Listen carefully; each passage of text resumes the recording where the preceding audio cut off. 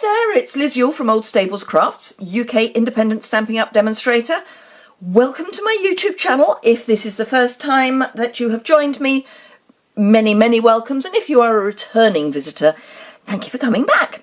Today I have got this cute little box, and it is one box. These are not two boxes, they are one box. They are made as one, so you know, it's just the one. And I just remembered I forgot the ink pad I need for the next version. So I'm using the soon to be gone but ever so cute How Sweet It Is designer series paper. Now, to be honest, this was not a paper that grabbed me initially, but I love it. And the reason it didn't grab me is I don't have kids. I'm not a, you know, I love kids, couldn't eat a whole one. I love them when they've grown up. I love them when they're really little, but the bit in between, I'm sorry. So I don't have a huge need for things like gumball machines or lollipops or gummy bears. But look at the reverse. So we've got, okay, that's sweets. That's kind of okay. A stripe. Yeah, that's okay. But look at this. A lovely diagonal, another lovely diagonal, polka dots, stripes, polka dots. It's just another stripe. It's just lovely. And I work on the premise that if one side of the paper does it for me, that's all that matters. And it's stunning. And I don't think people look at the reverse side. Anyway. So, the colours that we have got in this are really bright and zingy. So it's Coastal Cabana, Gorgeous Grape, Granny Apple Green, Melon Mambo, Pineapple Punch, and it's on a white background. So, I have made one in Gorgeous Grape and one in Melon Mambo. Now you can see that they are opposites. I can't honestly tell you how I managed to do one way and one the other, but there we go. The next one will be, you know, one or other of them.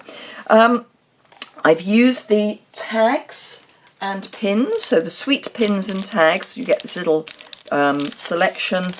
This shape I absolutely adore, and I will tell you why specifically in a moment. But let's get these shapes out too. So you get these lovely little pins, which are in Bermuda Bay and Melon Mambo, I think. Maybe it is Coastal Cabana. Don't know. Anyway, one or other, and one's the big brother of the other. So then you get circles, you get this lovely shaped label, and this kind of Art Deco label. And they've got holographic foiling around the edge. So if you want to colour those, you can colour the centre, and the outside will stay white, so long as you're using a water-based colouring medium. So if you use blends, they will change, but if you're using watercolour or marker pens, those sorts of things, that will be fine. So this is not as complicated as it may at first appear, and then of course I've got to prove that, but it's not. It's basically two boxes just made as one. So we start with a piece of Coastal Cabana, and this is 10 inches by 8 inches. And let's grab an embossing tool. So we are going to score at, and if you think I haven't got this written down, I have, 1/2 inch, 2 inches, 1/2 inch, 2 inches, 3.5 inches, helps if you read the right line, 5 inches, 6.5 inches, 7.5 inches, 8.5 inches, and 9.5 inches. And I know I haven't given you the measurements of the boxes, but I will in a moment. Turn it in either direction, and this is kind of where you're going to denote whether your box is to the small box is to the right or the left. But Okay, so actually I want to go that way. So you want your narrow lines at the top. So you will have noticed that when I've done this, we've got, so these are 1.5 inch gaps, and these are just inch gaps, which will give you one of the measurements. So you want to turn it so that your inch gaps are at the top. Doesn't matter if you do it the other way around, it's just easier to do it this way around. And then you score at 1/2 inch again, 2 inches, 6 inches, and 7.5 inches, and you take those all the way to the bottom, and then you go back in and you score at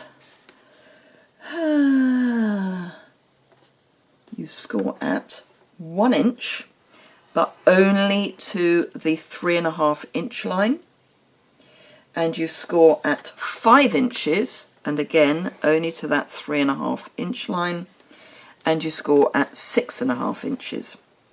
Okay, so that is all the scoring done. So let's pop that away. Now the boxes, just so you know, they're 4 inches by 1.5 and 3 inches by 1 inch. That's the actual measurements of the boxes, apart from the fact they're actually only one box. So burnish all of your score lines. Now some of these you're not going to be able to burnish until we have done some cutting, but certainly all of the ones that run across the 8 inch diameter, you can burnish all of these. It's only when we get to the ones that only ran to the 3.5 inch line that we're going to have to do some cutting first. Right, so we can fold that line and that line and that line and that line. Now I have taken, and I will share it on my blog post, a picture of how it will finish looking. And part of the reason for that is because I need to know. Right, so let us start with this bit that we need to kind of clear away a bit. So we've got 1, 2, 3, 4 1.5 inch panels, and then we've got these 3 1 inch panels. So let's start with these. We need to cut down here, and we're going to cut all the way to the 3.5 inch score line. Ooh, I say the 3.5 inch score line. The line, the score line that only went to the 3.5 inch, and we're going to do that the same the other side, because at that point it kind of becomes a separate box, and it becomes a lot easier to mentally envisage. So at this point we can fold those extra lines.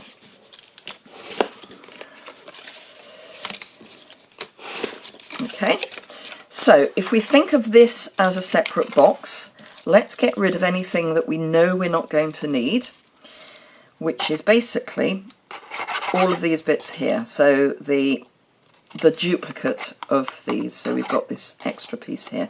So all of this we get rid of, and then it becomes a bit easier to visualize this as a separate box.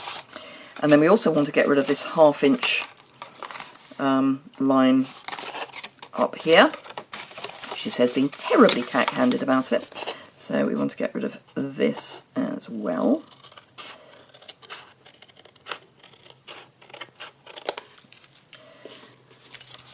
Right, so we've now got this 1 inch square box and the 1.5 inch square box. Now don't worry that there's only 3 sides here, because this becomes one of the sides. So having separated this out, let's work on this first. Now it's slightly different because, and in fact I made this 2 ways, and I changed it each time, and I'm not convinced that I'm going to do it at the same time, same way this way, this time, but I think I am. So I'm going to cut, this is going to be my flap piece. So So I want to cut up that, and I want to cut up this. Now, normally I would then say get rid of all of this, but don't, because we want that there a bit. So just cut it off and wedge a tiny weeny bit, and oops, do the same over here. So this is going to be our bottom, but a flap, and we're going to cut that and wedge.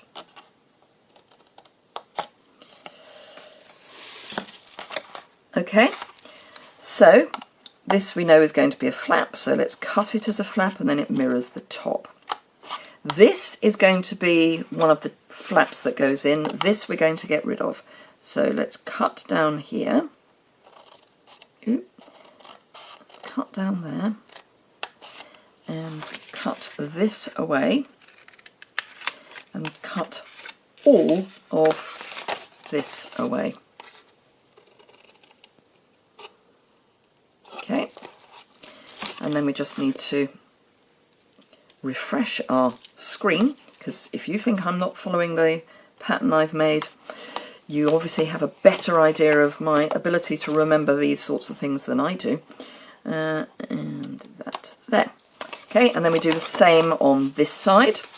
So cut, and as I say, there will be a picture on my blog post, and there's a link to my blog post below.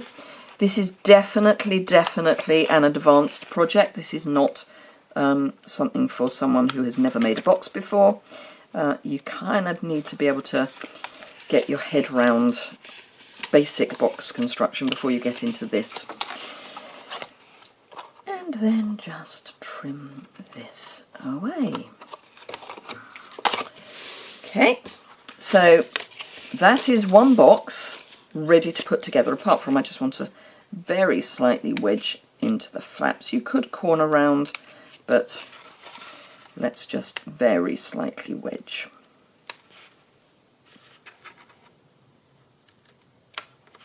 Okay, so this is just a basic box, so kind of ignore that that bit exists, and this bit we're going to make just like we would a normal box.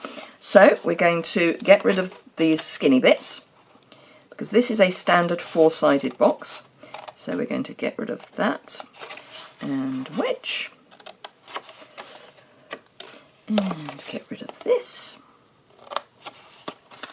and wedge. And how are we doing time-wise? 13 minutes. Yeah, this is fine. This bit is where we take the time. And the reason I have to check is that my camera goes to sleep after half an hour, because it's had enough. Right, so let's just cut straight down these and refresh my picture again. So this is going to be our flap. Okay, so this is going to be a tab, tab, and cut away. So because this is a flap, I want to cut the score line away. So I'm just cutting to the inside of the score line on both sides. And that's really the only important, semi-important thing to worry about. We need to cut down here, and it really doesn't matter whether we go to one side of the score line or the other. And then this we're going to cut away, and again I'm going to be really cack-handed on this, I can tell. So cut that away. And it lines up nicely with the bottom of our other box. And then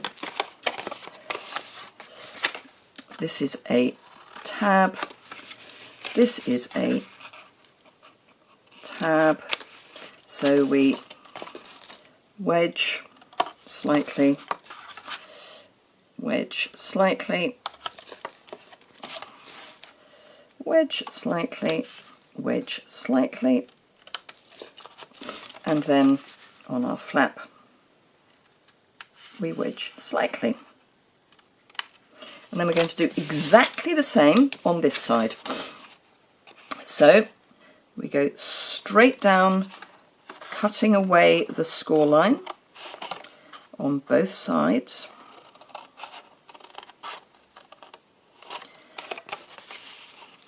then we can cut this away and wedge.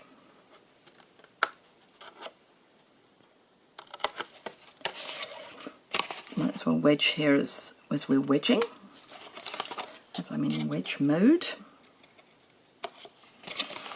Cut down here.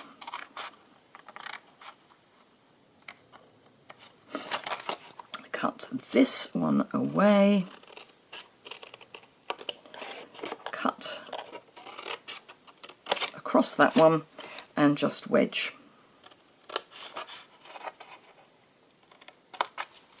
Okay, that is kind of the complicated bit, and you end up with this shape. Okay, so you've got a basic box. This is just how you would construct a basic box. Nothing exciting there. This is kind of how you would construct a basic box, particularly if I put my hand there and you envisage this as being the other wall.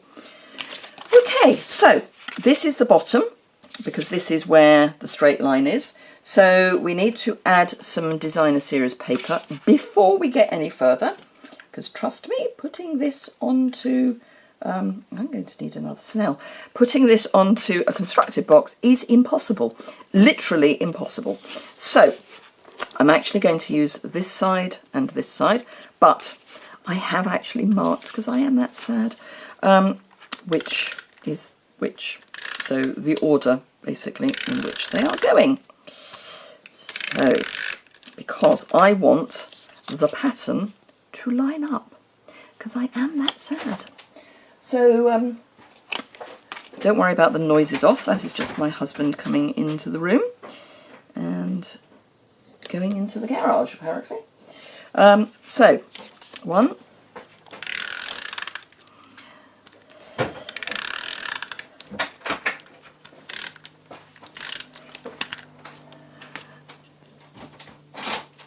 Don't know quite what he was doing, but there we go.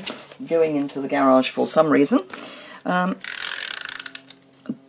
Kind of putting me off my stride. Let's find one of the most complicated projects I have done in a very long time and have your husband walking in on it. That sounds like a plan, really, doesn't it? It could have been worse. It could have been something that I desperately needed to deal with that, oops, that couldn't have waited. But happily, that is not the position we were in. Right, last one of these. You do need to make sure that they are really quite well stuck down, and having snail that doesn't run out is a plan. She says, desperately trying to find a snail that's got snail in it. Or indeed, another refill. Okay, note to self, make sure you've got at least 2 snails ready to go when you're doing a video. But they are fortunately quick to put together, particularly if you don't stick your snail refill to your project. Anyway, as I was saying, make sure you've got plenty of snail on hand. Okay, that's not the right one. Yeah, that's better. Right, okay, and then, oh, and I must give you the measurements. So we have got 4 pieces that are 3 7/8 by 1 3/8, and then this is a square that is 1 3/8. Yes.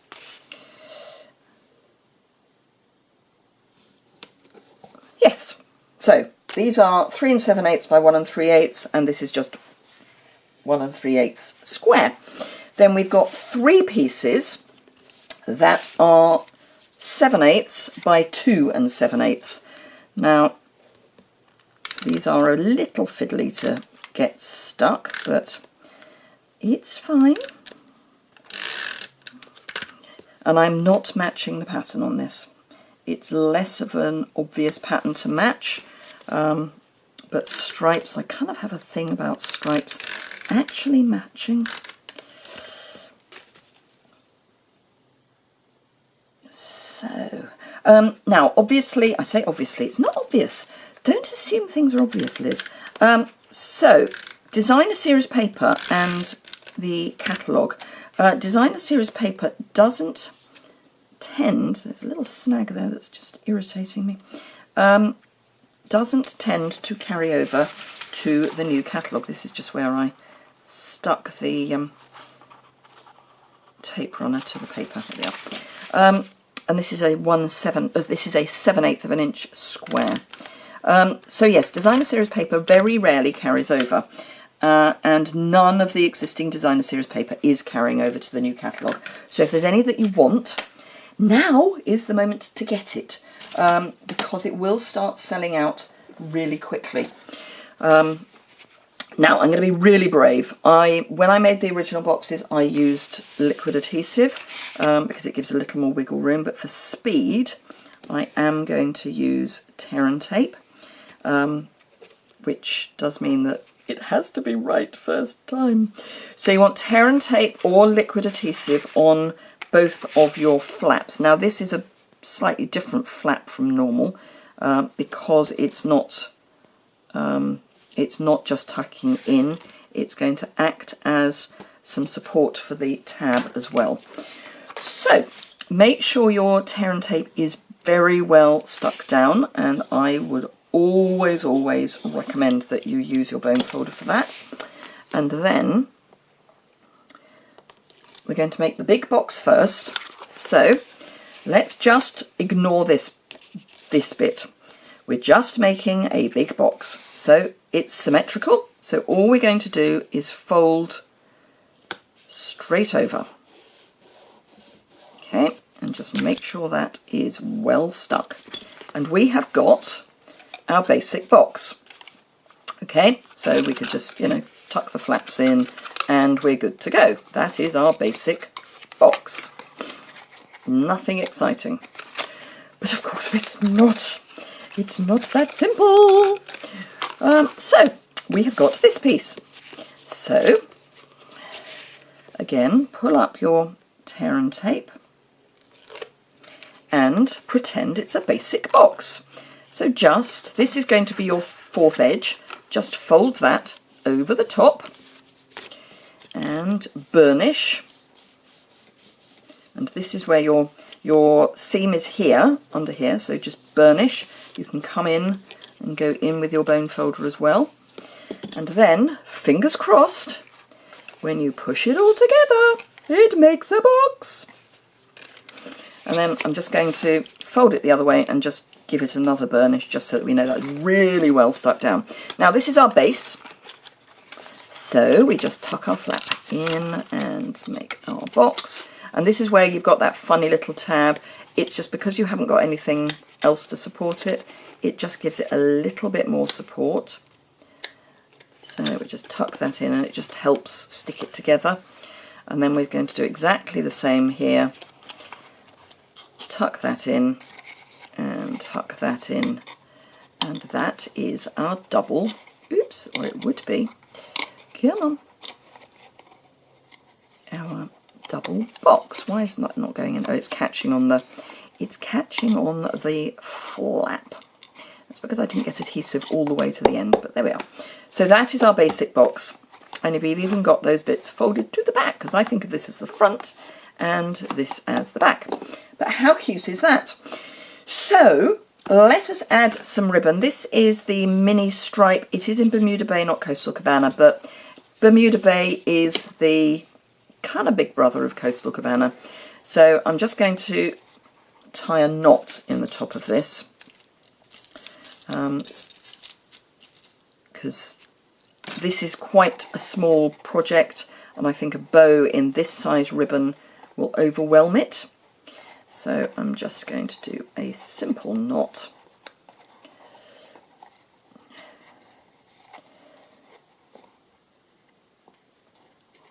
And come on. And I know it's stripe on stripe, but you know what? I don't mind. I really don't mind. So there we go. And we can straighten that out. And we've got flags at both ends, so that's good. Now, I've got one of our tags and a pin, and from the what's it called? Darling label punch box, which is this. It is carrying over, which goes with this punch. So it comes with the punch and a Night of Navy and a Grapefruit Grove ink spot and a block, and these 6 stamps, which I have managed to lose somewhere on my desk. But I've mounted up. Oh, there they are. So we've got thinking of you, hello, thanks, happy birthday, friend, and best wishes. I've chosen congratulations, Rockstar, because it's the same shape as the tag. So I thought that would be really cute to just tie that through. I'm using Bermuda Bay ink. So just ink that up and stamp it in the middle. Comme ça. That will dry back a bit. It goes on darker than it finishes. And then with the pin, and there are these really cute little pins that you get on some clothing with that nice loop. And then all I'm going to do is pop it through the ribbon, and then I can turn it over so that the tag hangs from the pin end and you've got that nice loop. So there you go. And wow, I've even got 3.5 minutes to spare. So there we are. This one I used the the white sheer ribbon. This is the Gorgeous Grape, so that matches. And again, I just pinned straight through. But aren't those cute? Ha! So there we go. I hope you enjoyed that. As I say, it is a rather advanced project, but the whole thing is just envisage it as 2 separate boxes, and then it kind of comes together a bit. As I say, I've got a picture of the Gorgeous Grape version, just flat, because I thought that was a good contrast colour, so you can see what you're aiming to cut.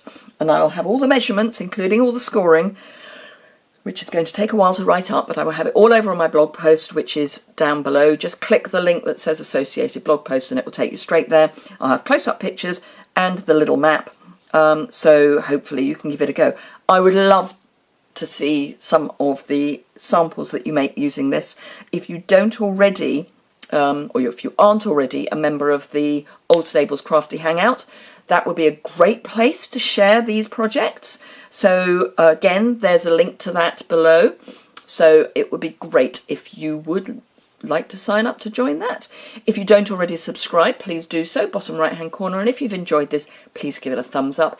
Any questions or comments, again, you can leave those below the video. I always reply to all questions or comments. I may take a week, but I always get back. So feel free to leave a comment. Even if you watch this in a year's time, you can still leave a comment and I will still get back to you. Thank you very much indeed for watching. I hope to see you again very soon. Thanks a lot for watching. Bye!